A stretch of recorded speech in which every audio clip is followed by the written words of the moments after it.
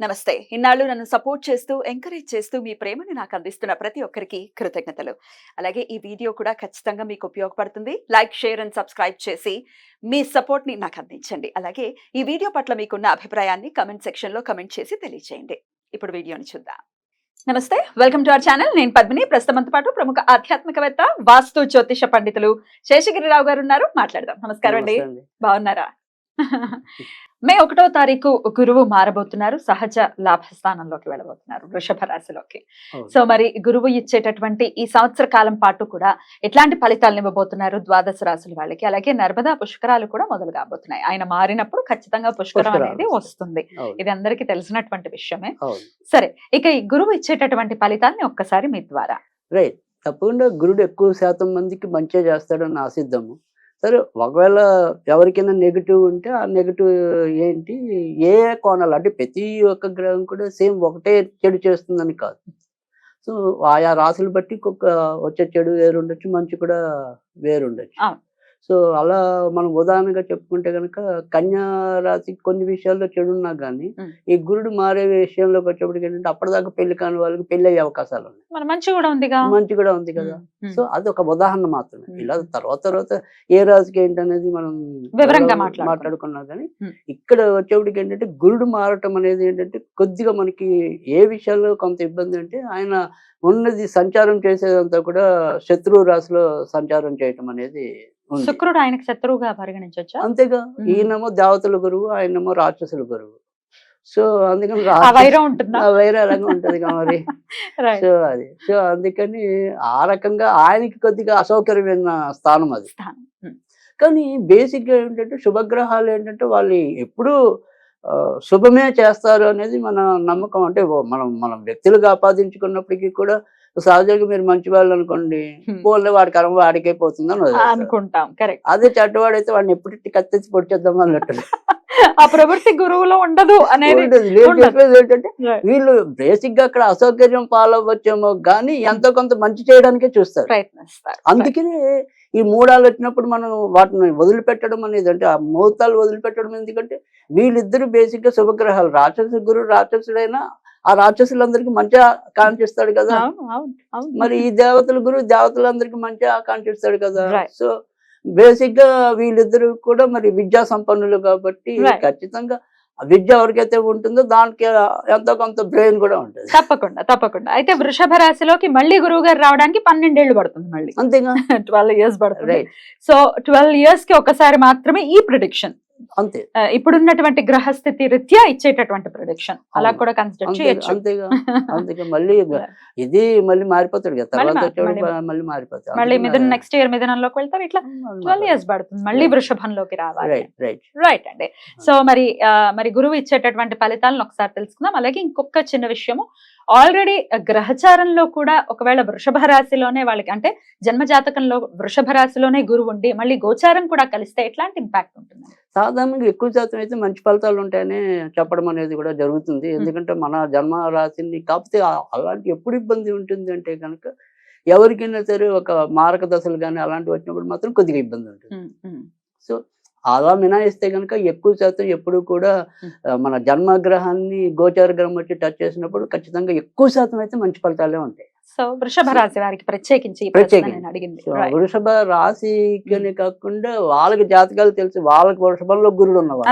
అదే అంటున్నా, వృషభ రాశి వాళ్ళకే కదా జన్మ జాతకంలో వాళ్ళకి తెలిస్తే కనుక ఖచ్చితంగా వాళ్ళకి ఇంకొద్దిగా మోరల్ సపోర్ట్ ఇచ్చినట్టు. అయితే వక్రగతి కూడా ఏమైనా ఉందండి గురువుకి ఈ సంవత్సరం? తప్పకుండా. అంటే ఇప్పుడు మనం ఒకటి మూడాలు అనేది కూడా ఉంది కాబట్టి గురుడికి మోడ్యం అనేది ఉంది. తర్వాత దాంతో పాటుగా ఇంచుమించుగా అక్టోబర్ కి మధ్య నుంచి వక్రం ఉంటుంది.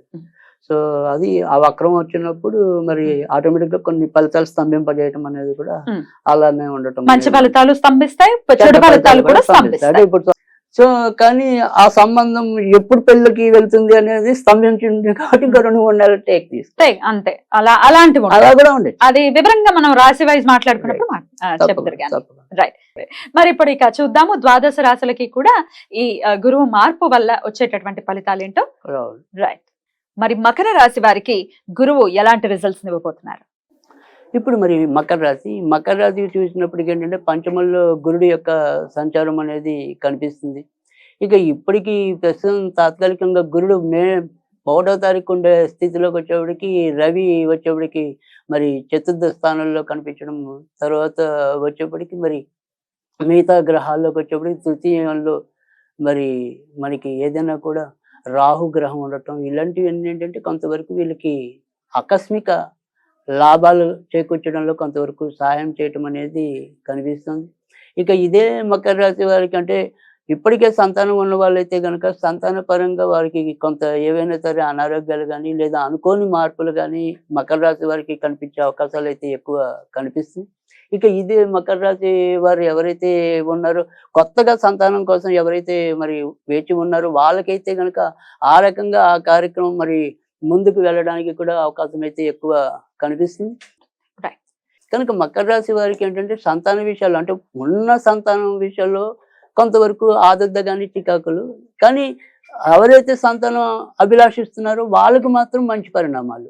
ఈ రకంగా సంతానాన్ని ఎక్కువ ప్రభావితం ఈ గురుడు చేయటం అనేది కనిపిస్తుంది. ఇక వృత్తి ఉద్యోగాల్లో ముఖ్యంగా ఎవరైనా సరే దూర ప్రాంతాల్లో ఉండి ఉద్యోగాలు ఎవరైతే చేస్తున్నారో వాళ్ళైతే గనుక మరింత లాభం చేకూర్చడానికి కూడా అవకాశం అయితే ఎక్కువ కనిపిస్తుంది. ఇక ఖర్చుతో కూడిన శుభాల్లోకి వచ్చేప్పటికి ముఖ్యంగా ఏంటంటే ఇంట్లో ఎప్పటికీ పెళ్లి కావాల్సిన వాళ్ళు ఎవరైనా ఉంటే గనుక ఆ రకంగా ఖర్చుతో కూడిన శుభాలు చేకూర్చుకోవటం అనేది ఉంటుంది. ఇక ఎవరైతే మరి కార్లు ఇలాంటివి ఏదైనా సరే పెద్ద వాహనాలు తీసుకోవాలనుకున్న వాళ్ళు గానీ, లేదా సౌకర్యవంతమైన ఖరీదైన వాహనాలు పొందాలి, కొనుగోలు చెయ్యాలి అనుకున్న వాళ్ళకి గానీ, ఈ మకర రాశి వారికి ఈ ఏడాది ఆ రకమైన ముచ్చట తీరడానికి, ముందుకెళ్ళడానికి కూడా అవకాశం అయితే ఎక్కువ కనిపిస్తుంది. ఇక మకర రాశి వారి వచ్చేప్పటికి జాగ్రత్తగా ఉండవలసిన విషయాల్లోకి వచ్చేప్పటికి ఏంటంటే, అమ్మగారు వైపు ఉండే బంధువుల ఆరోగ్య విషయంలో ఒకంత జాగ్రత్తగా ఉండటం అనేది అవసరంగా కనిపిస్తుంది. ఇక ఎవరితో అయినా సరే వీళ్ళ మధ్యవర్తిత్వం గానీ, లేదా వీరు హామీగా ఉండి చేసే పనులనేది ఈ ఏడాది పెద్దగా కలిసి రాలేకపోవటం అనేది ఉంటుంది. తద్వారా ఏదైనా సరే కొంతవరకు నష్టపోవడానికి కూడా మకర రాశి వారికి అవకాశం ఉంటుంది. ఇక ఏదైనా సరే మనం ఎగుమతి, దిగుమతి వీటికి సంబంధించి లేదా విదేశాలతో ముడిపడి ఉన్నవి మనం కన్సల్టెన్సీలు గానీ ఇలాంటివి. సో, ఇలాంటివి ఏవైనా ఉంటే గనక వారు ఖచ్చితంగా ఎంతో కొంత లాభపడే అవకాశాలు కూడా ఎక్కువ కనిపించడం అనేది ఉంటుంది. కనుక మకర రాశి వారు ఆ రకంగా వీరికి ఈ ఏడాది మేలు చేయడం అనేది ఉంటుంది. మకర రాశి వారు ఈ ఏడాదంతా కూడా సాధ్యమైనంత వరకు కూడా వీరు అమ్మవారికి సంబంధించి ముఖ్యంగా లలితాదేవికి సంబంధించిన పూజలు చేసుకోవటం వల్ల కూడా వీరికి ఎక్కువ లాభం జరగటం అనేది ఉంటుంది. రైట్. అలాగే మంగళవారం కూడా కొద్దిగా సాధ్యమైనంత వరకు లలితాదేవికి అంటే జనరల్‌గా మనము లలితాదేవిని వచ్చేప్పటికి శుక్రవారాలు అలా పూజిస్తాం. అలా కాకుండా మంగళవారాలు మరి లలితాదేవిని పూజిస్తూ ఉండటం, లలితాదేవికి సంబంధించినవి ఏమన్నా చదువుకుంటూ ఉండటం వల్ల కూడా వీరికి ఎంతో కొంత ప్రయోజనం లభించడం అనేది కూడా ఉంటుంది. కనుక మన ఏదైనా కూడా మకర రాశి వారు ఈ రకంగా లలితాదేవి ఆరాధన చేసుకుంటూ ఉండటం, లేదా అప్పుడప్పుడు అమ్మవారికి సంబంధించి కుంకుమ పూజలు మంగళవారం పూట చేయటం వల్ల కూడా వీరికి ఉండే ఏదైనా సరే కొంతవరకు ఆ ఇబ్బందుల నుంచి తప్పించుకోవడానికి ఆస్కారం ఉంటుంది. ఆ రకంగా మరి మకర రాశి వారు చేసుకుంటూ ఉంటే ఎంతో కొంత ప్రయోజనం ఉంటుంది. మకర రాశి వారికి చాలా ప్రశాంతవంతంగా ఈ సంవత్సరం అంతా గడవాలి అని మనస్ఫూర్తిగా కోరుకుంటూ ఇక నెక్స్ట్ ఎపిసోడ్ లో కుంభరాశి గురించి తెలుసుకుందాం. నమస్కారం అండి.